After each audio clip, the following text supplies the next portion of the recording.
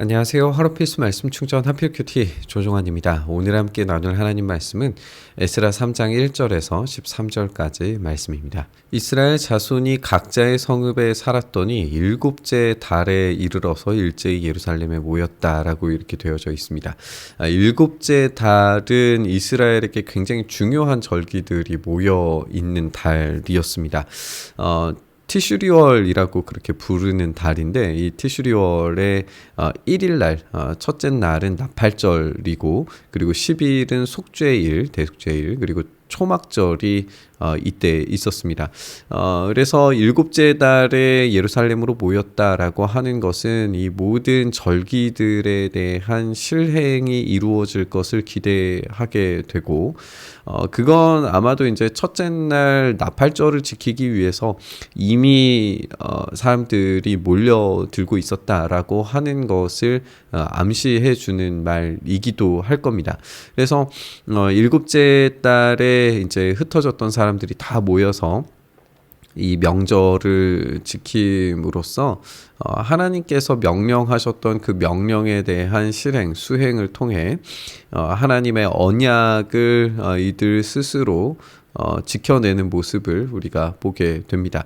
특별히 이 초막절이라고 하는 절기를 생각해 볼 때 이스라엘이 이집트를 빠져나온 후에 이 광야에서 하나님께서 어떻게 지켜주셨는지, 먹을 것과 마실 것을 제공해 주셨는지에 대한 이 공급하시는 하나님을 기념하는 그런 절기였거든요. 그렇기 때문에 지금 이 새로운 출애굽, 포로 귀환이라고 하는 이 엄청난 사건을 경험하는 이들이 이 명절을 지킬 때 이 감정이 어떠했을까를 생각을 해보게 됩니다. 그들은 다시금 하나님만이 유일하신 공급자다라고 하는 것을 이 명절을 통해서 고백하게 되겠죠. 요사닥의 아들 예수아와 그의 형제 제사장들과 스알디엘의 아들 스룹바벨과 그의 형제들이 다 일어나서 이스라엘 하나님의 제단을 만들고 하나님의 사람 모세의 율법에 기록된 대로 번제를 그 위에서 드리려고 했다, 이렇게 되어져 있습니다. 그래서 이 모세의 율법, 이 언약을 지켜내는 모습을 우리가 보게 됩니다. 우리가 모든 나라 백성을 두려워하여 제단을 그 터에 세우고 그 위에서 아침 저녁으로 여호와께 번제를 드렸다라고 이렇게 되어져 있어요. 지금 이 율법을 지키는 것, 언약을 지키는 것이 왜 다른 나라 백성들을 두려워해야 하는 일인가를 이제 생각을 해 보게 되는데, 우리가 이제 이 제단을 지을 때 어떻게 지었을까를 좀 생각을 해 봐야 할 것 같아요.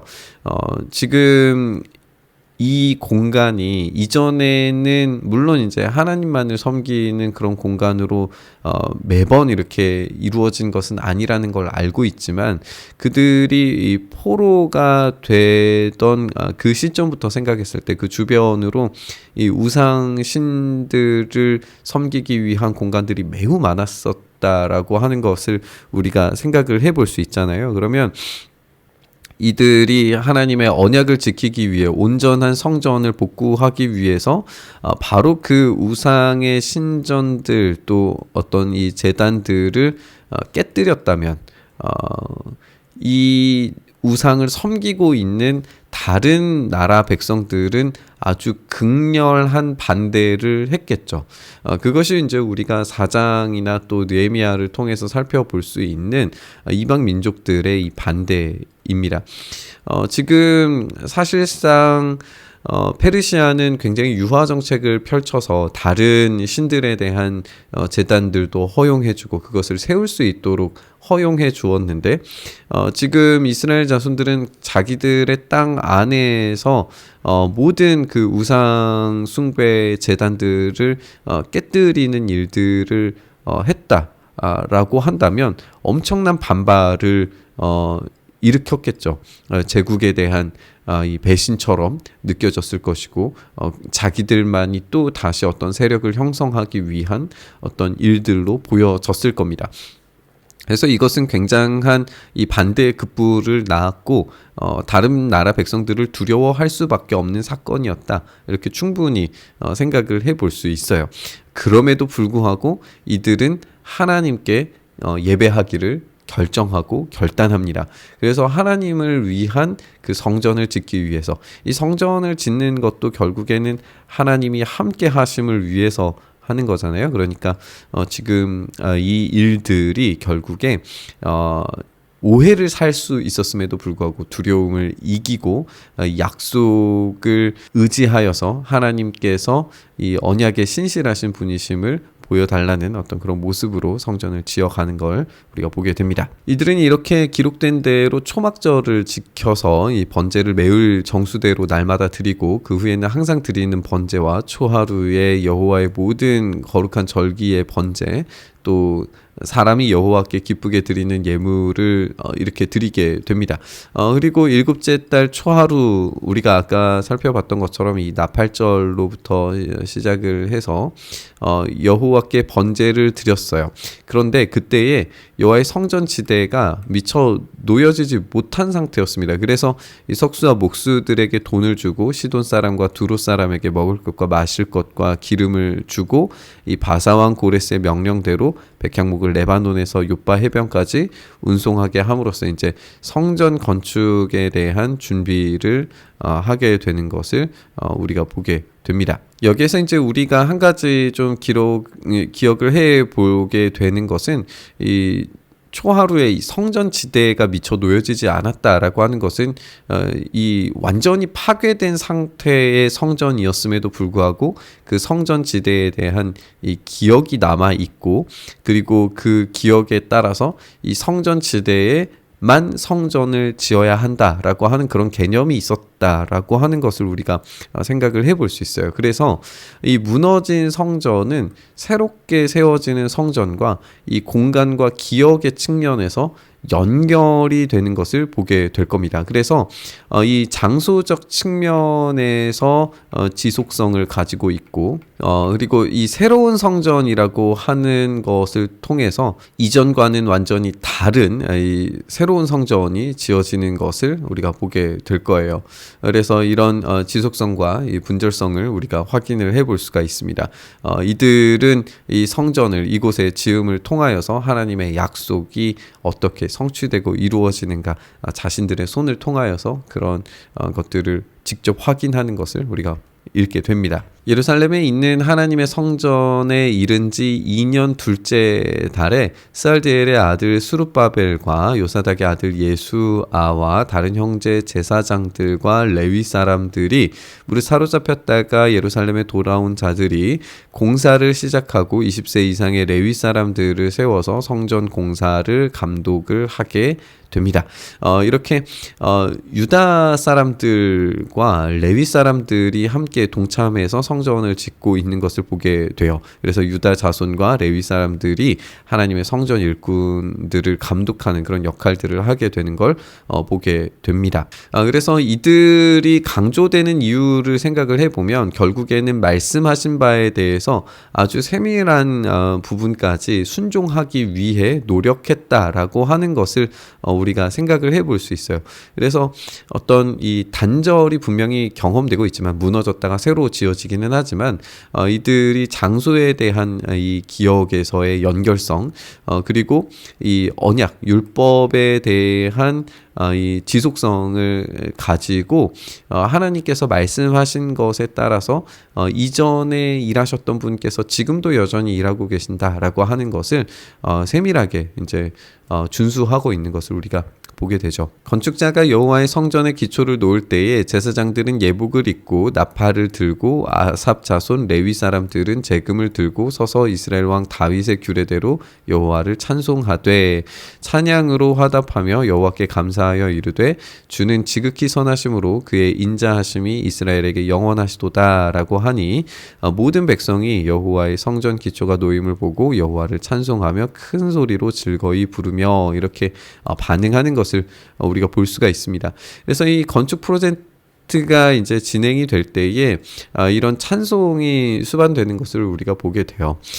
그들이 가졌던 이 연속성이 얼마나 중요한가를 생각을 해보게 되죠. 이 찬양을 통하여서 성전이 지어지는 이런 과정들. 그리고 율법에 따라서 이 다윗의 규례대로 이렇게 진행되는 모습을 우리가 보게 됩니다. 그래서 이 말씀의 이 성취는 어떤 이 시간의 어떤 분절을 이야기하지 않고 이전의 사건들이 어떻게 더 확실하게 또 더 확장되어서 또는 부족하더라도 그 전통과 규례와 말씀이 어떻게 성취되는지에 대해 포커스를 맞추면서 건축이 일어나게 되는 것을 우리가 보게 돼요. 그래서 역사에서 단절된 존재로서 포로에서 귀환한 것이 아니라 하나님의 역사를 재현하는 존재로서 지금 이 자리에 서 있다라고 하는 것을 우리가 보게 되는 거죠. 그래서 이들은 아마도 이 성전이 지어지는 이 과정 가운데에서 자신들이 말씀을 재현하는 존재로, 출애굽한 존재로, 다시 하나님의 역사를 이어가는 존재들로 자기 스스로를 생각했을 겁니다. 그렇게 여전히 하나님께서 함께 하신다라고 하는 것을 삶으로 또 이 성전을 통해서 증명해 가는 거죠. 물론 모든 사람들이 다 즐거워했던 건 아니라고 이야기하고 있어요. 제사장들과 레위 사람들과 나이 많은 족장들은 첫 성전을 보았기 때문에 이 성전의 기초가 놓임을 보고 대성통곡합니다. 아마도 이제 이 70년이라고 하는 시간을 상정을 해볼 때 이 80년 이상의 생존한 사람들은 10대 또는 20대 때의 이 첫 번째 성전, 이 솔로몬 성전을 경험을 했었겠죠. 그렇기 때문에 이 성전에 대한 회복이 어떤 이 감성을 가지고 올지 충분히 예상이 되고 생각이 됩니다. 그러나 이 성전이 첫 번째 이 솔로몬 성전만큼의 영광일 수 없었을 거예요. 당연히 그럴 수밖에 없고 그렇기 때문에 대성통곡하게 되는 것을 보게 됩니다. 하지만 이 건물의 영광은 아무것도 아니에요. 지금 이들은 이 큰 기쁨으로 크게 함성을 지르고 있습니다.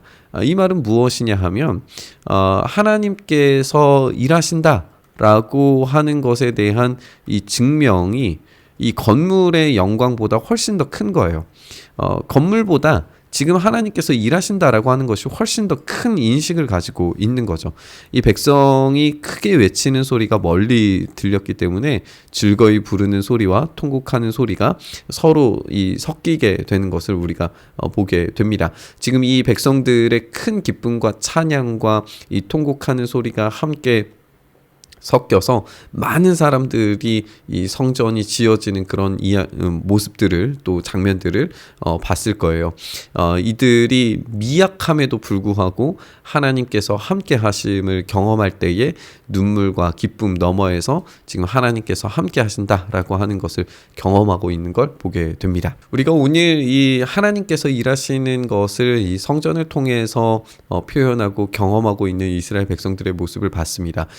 그들은 단절된 존재가 아니라 언약 안에서 연결된 존재라고 하는 것을 우리가 보게 됐어요.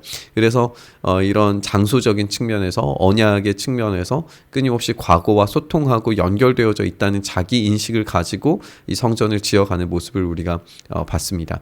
우리도 마찬가지입니다. 예수님의 십자가는 2000년 전의 사건처럼 느껴지지만 지금 실제 여기에서 우리가 연결된 존재로 경험할 수 있습니다. 우리가 바로 그 자리에 있는 것처럼 주님을 만나고 주님께서 일하심을 경험할 때에 십자가는 과거 사건에 머무르지 않고 지금 여기 우리의 사건으로 경험될 수 있습니다. 오늘 이 말씀 묵상하면서 하나님의 일하심이 중요하다라고 하는 것을 우리가 생각하면서 과거와 단절된 존재가 아니라 연결된 존재로서 하나님 앞에 나아가 주님의 임재를 경험하는 우리의 삶 되게 해달라고 우리 함께 묵상하면서 이 기도의 자리로 나아가시죠. 주님, 그렇습니다. 우리가 끊어진 존재, 단절된 존재가 아니라 주님의 역사 안에서 이어진 존재, 그리고 새로워진 존재가 되게 하여 주시옵소서.